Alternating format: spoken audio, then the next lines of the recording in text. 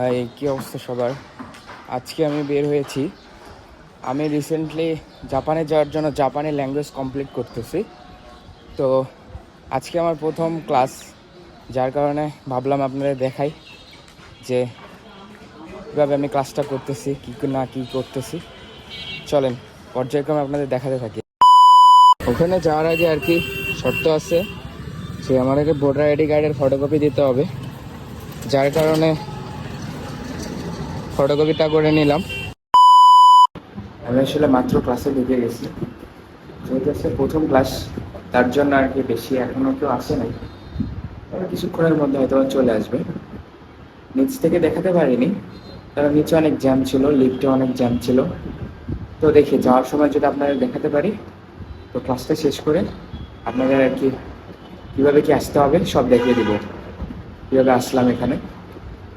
তো এটা আর কি নগর ভবনের অপোজিটে। আপনারা যদি একটু খেয়াল করেন, এটা হচ্ছে নগর ভবন, আর এখানে এটা আমাদের ক্লাসরুম। বাইরে ভাই, যেই বই আর যেই পড়া, মাথা তো এখনই ঘুরে যাচ্ছে। জানি না যে কি হবে, এত পরিমাণ কঠিন বই কীভাবে যে পড়াশোনা করব, আই হ্যাভ নো আইডিয়া। তবে একটা জিনিস লক্ষ্য করতেছেন কিনা, যে বইয়ের প্রত্যেকটা পেজে ওরা কার্টুন আঁকিয়ে রাখছে।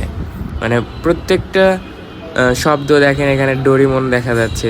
মূলত বোঝার সুবিধার্থে এরা আর কি এগুলো আঁকিয়ে রাখছে, মেবি আমার ধারণা মতে। তবে বিষয়টা অনেক ভালো। তারপর সেটা কি করে আলপনা দিয়ে রাখে, আলপনা দিয়ে লিখলে একটা পুনাকাঞ্চি হয় না, যে এখানে লিখলে চলে আসে পুনাকাঞ্চি হয়। আলপনা দিয়ে যখন লেখে, আলপনা দিয়ে অরিজিনালটা জাপানিজরা যেটা লিখছে ওটাই লিখে আসে।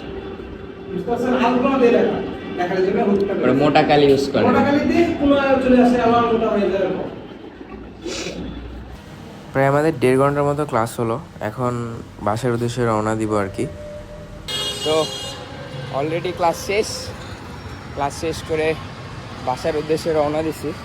এটা আসলে আপনাকে ভালোভাবে বলতে গেলে, এটা দেখতে পাচ্ছেন নগর ভবন, তার ঠিক এই 5তলা বিল্ডিংটা ধরতে গেলে।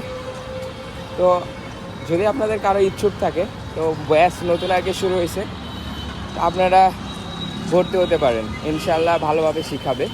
প্রথম ক্লাস তো মনে হচ্ছে যে অনেক কঠিন, অনেক কি নিহাততে কি এখন, মানে আর বলতে গেলে লেখাগুলো অনেক সেন্সিটিভ।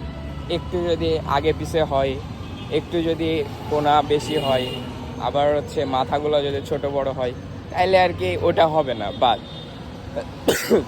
তো সরি। তো বলতে গেলে আজকে প্রথম ক্লাস দেখে মনে হলো যে একটু কঠিন, তবে দেখা যাক লাস্ট পর্যন্ত কতটুকু আয়ত্ত করতে পারি। চেষ্টা তো করতে হবে, আর মনোগতি একদম অটুট রাখতে হবে লক্ষ্যে পৌঁছানোর জন্য। কিছুই করার নাই। আজকে এই পর্যন্তই। পরবর্তীতে কী কী শিখলাম, কীভাবে শিখতেছি দেখাবো। তো ভালো থাকবেন।